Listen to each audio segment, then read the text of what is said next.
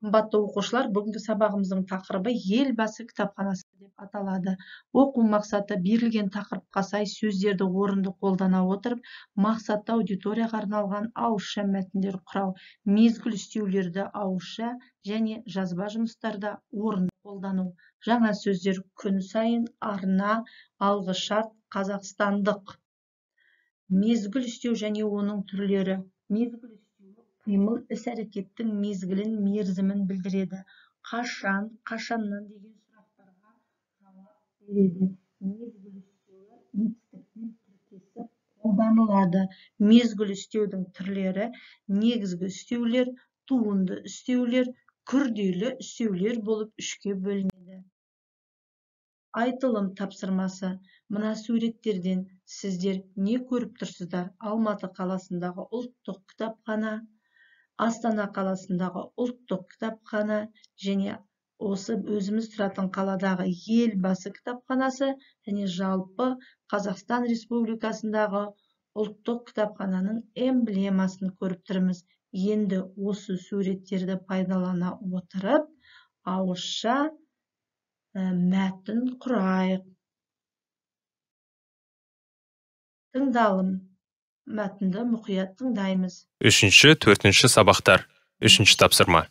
Елбасы кітапханасы мемлекеттік мекемесі елбасының 2014 жылдың 13 наурызында Қазақстан Республикасының тұңғыш президенті елбасының жарлығымен құрылды. Құрылтайшысы Қазақстан Республикасының президенті. Өкілетті органы Қазақстан Республикасы президентінің әкімшілігі. Тұңғыш президент кітапханасы мемлекет басшысының орталығы болып табылады. Яғни бұл мекеме кітапхана мұрағат қызметімен айналысса да, қызметтік сипаты әдеттегі кітапханалардан өзгеше. Өйткені бұл нысан елбасының жеке кітапханасы, жеке мұрағаты.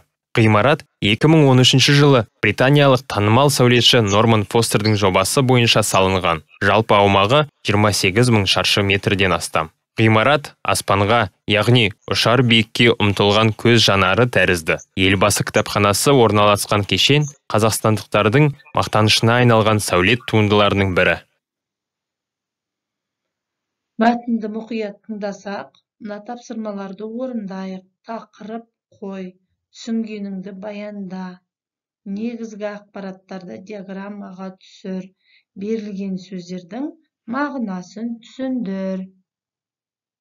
3-4 Оқылым тапсырмасы.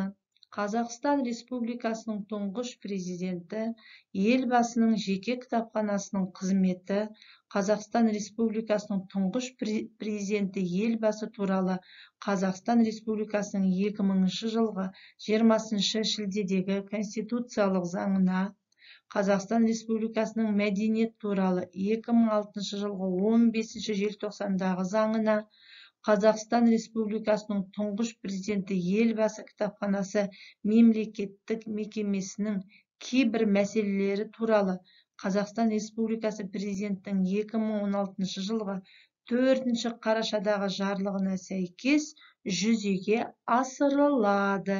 Жеке кітапхананың негізгі қорын елбасының Қазақстан Республикасында және шетелде шығарылған авторлық басылымдары, тұңғыш президент туралы Қазақстан Республикасында және шетелде шығарылған кітаптар, тұңғыш президентке авторлардан сыйға тартылған қолтаңбасы бар кітаптар мен басқа баспа басылымдары, сирек коллекциялық және сыйға тартылған басылымдар, мерзімдік басылымдар, газеттер, журналдар, анықтамалық әдебиет, энциклопедиялар, сөздіктер, анықтамалықтар, библиографиялық және библиографиялық көрсеткіштер мен электрондық басылымдарды құрайды. Енді жазылым тапсырмасы. Мына сөздердің мағынасын табыңыз.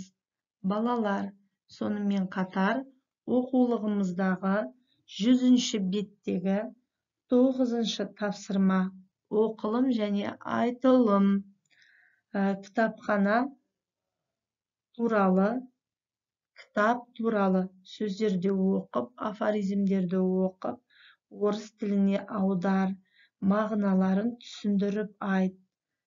Міне, мысалы, кітап ақылына ақы сұрамайтын алтын қазына. Әлішер Науаидің осы сөзінен бастап аударып көрейік. Балалар, бүгінгі сабағымызды әңгімелесуші серіктестер арқылы қорытындылаймыз. Пікіріңізді комментарийға қалдырыңыз.